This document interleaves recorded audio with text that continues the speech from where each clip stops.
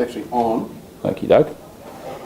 Well, hopefully the audio is a little better on this than it was with the other one.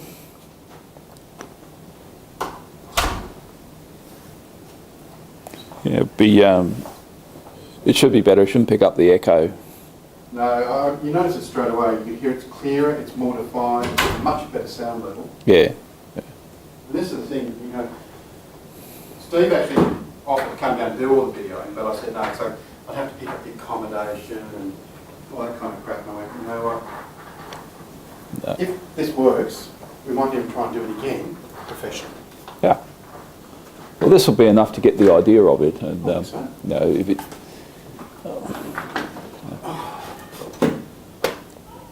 Wish I could see that better. All right.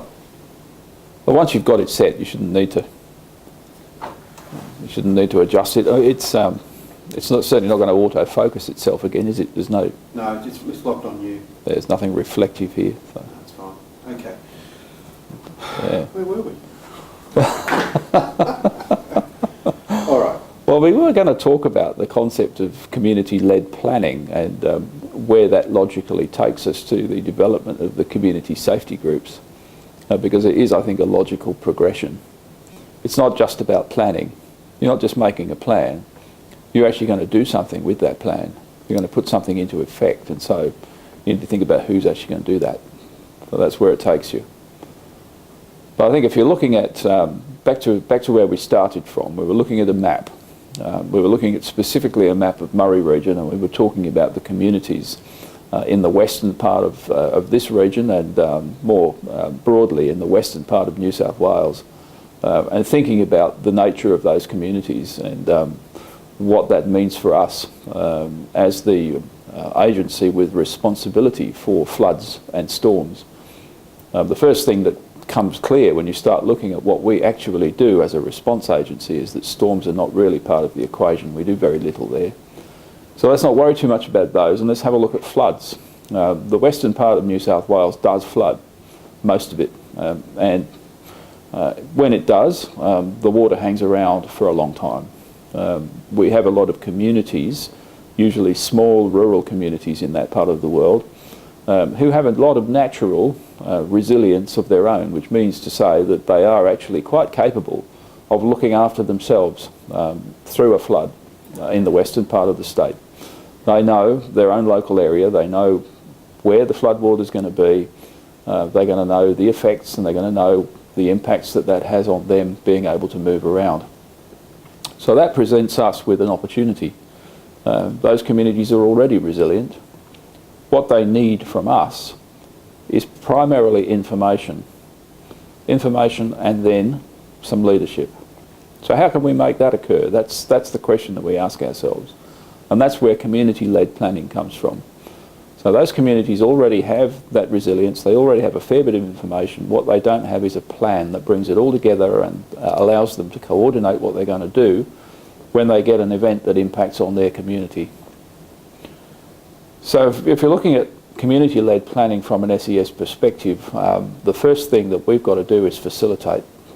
We go into that community, we start to build some relationships with people there, and we start to get them thinking about the value of actually having their own plan that doesn't involve intervention from outside their community in any shape or form. It's their plan. It's what are they going to do when a flood impacts on their community. I think what becomes clear from looking at the community-led planning initiatives that we've undertaken to date is that the communities actually want this. It's not a hard job to go out to them and sell to them the concept. They already have it. They already think this is the way to go. This is what we want. So we can harness that.